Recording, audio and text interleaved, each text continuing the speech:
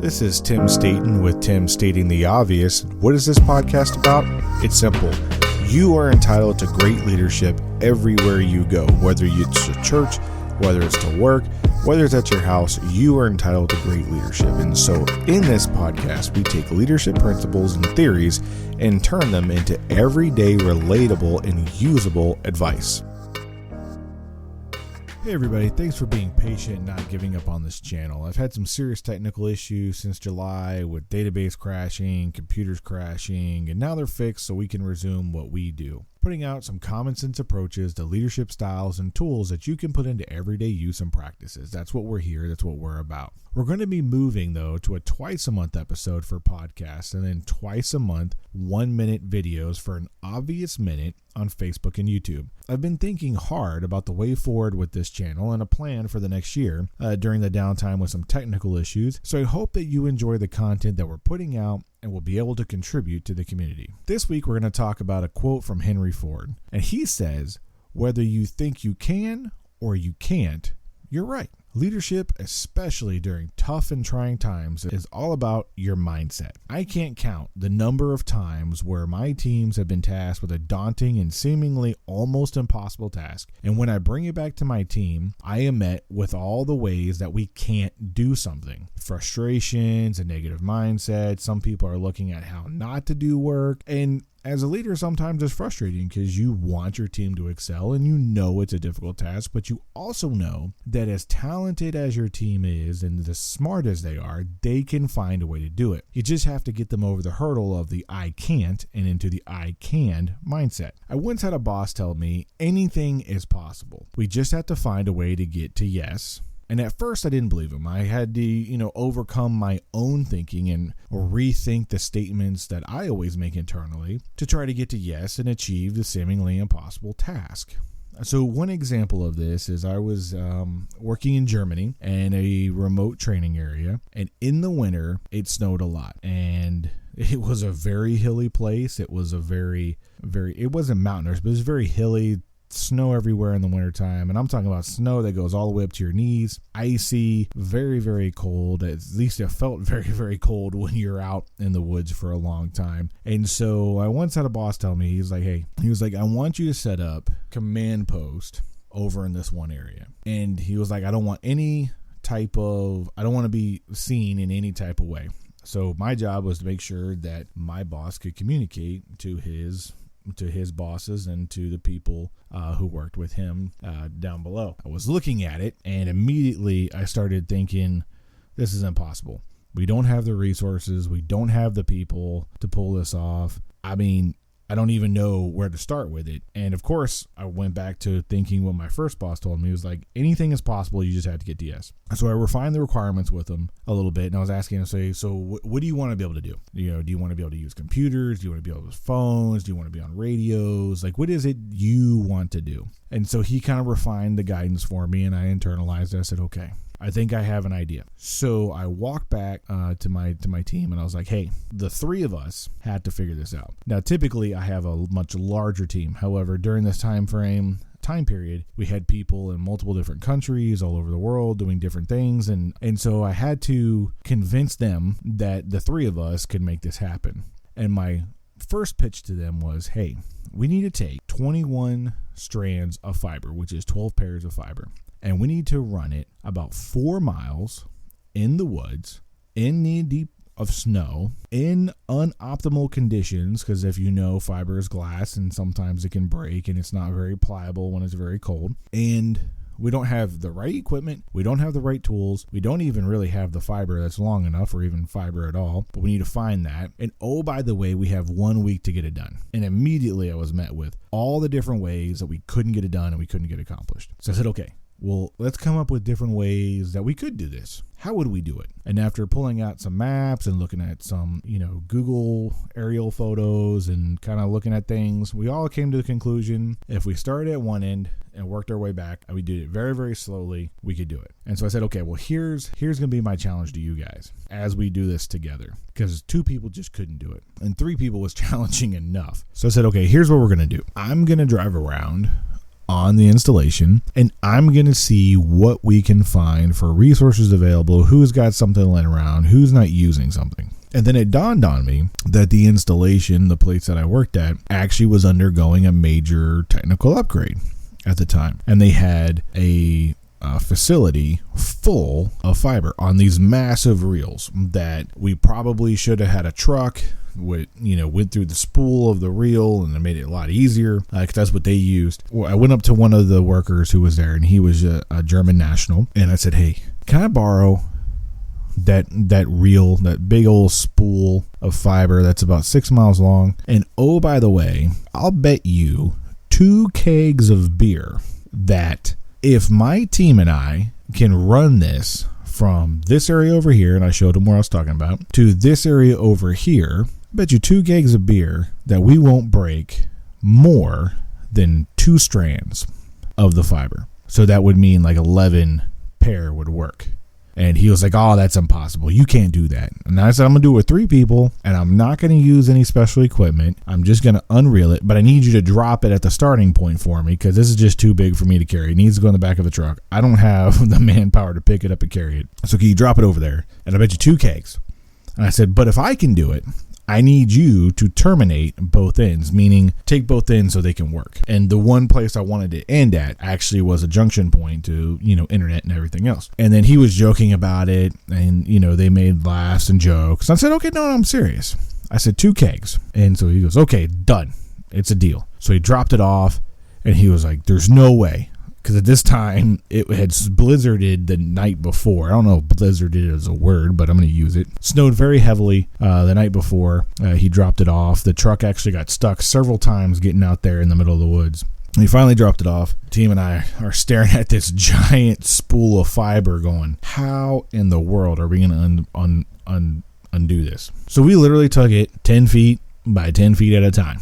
Unrolled it, walked it out a little bit, unrolled it, walked it out a little bit. One person just kept walking in the direction that we were going. And about a day later, we were done, and we made sure that, we put it in the natural, culverts and gullies and everywhere else it needs to go to protect it as much as possible. And we got to the other side. And so then I went back to the place where I got it and talked to the gentleman. I said, hey, we did it. It's already laid out. It's done. He was like, no way. I said, yeah, it's completely done. I need you to come out and shine the light down it so that way we can see where it's at. And he just started laughing. He was like, yo, you broke the whole thing. You did it too quickly. It's too cold. It's going to snap. It's going to break. And I said, look, let's just go let's just test it. Come on. So he comes out, he tests it, and he goes, you only broke 1 strand.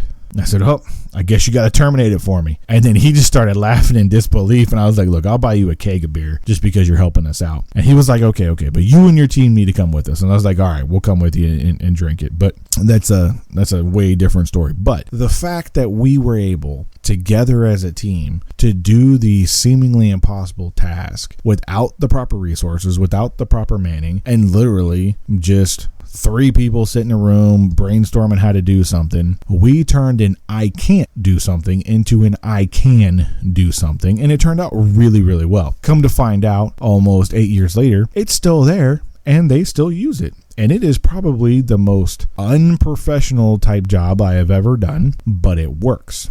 It's effective. It's only stupid if it doesn't work, right? So there's a fine line of being bordering the it doesn't look right, but it works, so it's effective, so it's good. If it didn't work, it'd be a stupid idea, and I would have been out a lot of money and wasting some resources plus 2 kegs of beer. But that's beside the point. The point is that if you think you can, you will find a way.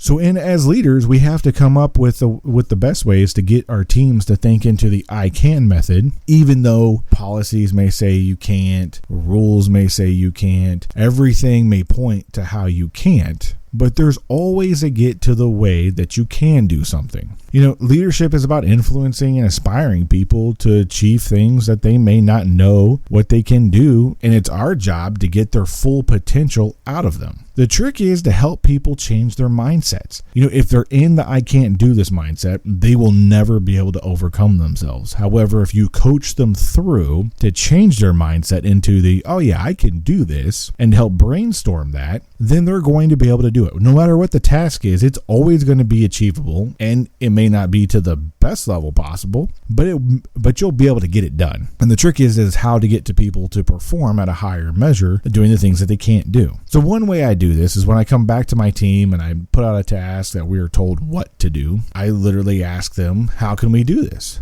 And I let them air out their grievances and all the ways it can't be done. I literally will sit there sometimes for 10, 20 minutes and let them get it all out. All the impossible ways about how we don't have much time, enough resources, we didn't get enough guidance, we don't really know what we're supposed to do. Is this really the right way to do it? All of those things, let them air it out. And then I ask them, okay, so how can we get to yes? Assume that you are in a perfect world and you have all the perfect conditions at the right time. How can we achieve this? And almost every single time they come back with a way to solve it. And only 2 or 3 of the ways that they come up with the way to solve it is an obstacle that me as a leader needs to help them overcome, because it's something that they can't control. And sometimes it's something that I can't control, but I can help influence to people to get them to control it, right? So it's about the mindset. Often we create our own obstacles and create problems that really aren't a problem and they don't really exist, but we think they exist because we think it has to exist, because otherwise it would be so difficult, right? And if it didn't exist, it would be too easy. So those obstacles have to exist and they have to be in the way. And we assume that there's a problem when there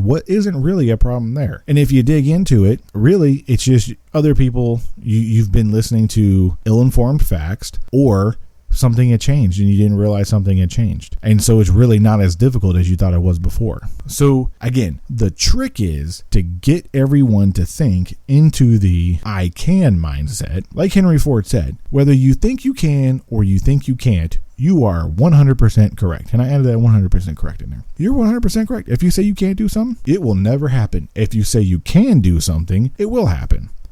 About 2 years ago, I came up with all these reasons why I couldn't start a podcast, why I couldn't get on my computer and a microphone in my office in my room and start talking to myself, and hopefully other people will listen, and all the reasons why I couldn't do it. And to come to find out, those were all obstacles that I created in my own head that really didn't exist. And after some work and some determination and thinking about it, poof, here we are. We got a little podcast. May not be the best one in the world, but it's a start, and I just enjoy doing it, period. So get your teams into thinking into the I can mindset instead of the I can't mindset. And it's okay to let them vent. We're people, right? We're all human beings. We all, when we're told to do something daunting, immediately go to, 1, I may not want to do that. And 2, it's probably going to be really hard. So let me just complain about it to get it off my chest. Now, once I've done complaining, all right, I'll help you get to yes. What can we do to get to yes? How could we make this happen? So that's the trick. Get people to think. And when you're leading your teams, 1, you always have to remember you can get to yes and you can get it done yourself. Because if you don't believe it, your team won't believe it. And 2, let them believe it and help them get to yes. I want to thank you for listening to this episode of Tim Stating the Obvious, where we talked about the mindset of you can instead of you can't. I hope this really helps you out. Maybe a couple of you have, hit a roadblock over the last year, or maybe something recent, and your team has gotten to the I can't mindset, or maybe you got into the I can't mindset, and it helps you maybe spark something to go, you know what, we can do that. And if that helped you, then great. If it didn't, pass it along to somebody else who you think it might be able to help. But before we go, I would like to ask 2 things of you that I usually do ask you if you listen to my podcast before. 1, please subscribe, comment, and share this podcast with 1 or 2 other people that you think might like it. I'm not asking you to share it to the whole world, just 1 or 2 people that you legitimately think, hey, you might like this. That's cool. Share it with them, please. And then the last thing I'm going to ask is provide some feedback. We're here to have a discussion. I like talking to the computer screen in front of me and to everybody else, and you're probably driving in your car going, well, there's no computer screen here. But you might have a Tesla. You might have a computer screen. It might be there. I don't know. But provide a comment. Provide some feedback. You share something maybe in a thing that you couldn't think you could achieve it, but you did achieve it. And how you got to yes. How did you achieve the impossible by changing your mindset from I couldn't do it to I can do it, and now you achieved it? How did you do that? Share it. Other people want to know, because you're not in this alone and you didn't achieve it alone. So share it with everybody else so they can benefit from it. And lastly, I'm very, very interested about hearing from you. Just like I said before, share something of your stories. Very interested in about you and what you're doing and what you're thinking. And if you have a problem or you want to talk about a certain topic that you haven't heard, let me know what it is. I'll do some research on it. I'll maybe bring in a special guest and we'll talk about it. If there's something that you're interested in it, I'm probably interested in it too. I love people and I like to help people as much as I can. And I would love to see people succeed. So thank you for doing everything that you do. Whatever the career field you're in, whatever you're getting started out in, I appreciate you doing what you're doing. Other people may not appreciate it. Some people may not know what you do, but what you do matters. And because you do it, it's what drives something else. I really hope you enjoyed this episode. I'm Tim Staten, stating the obvious.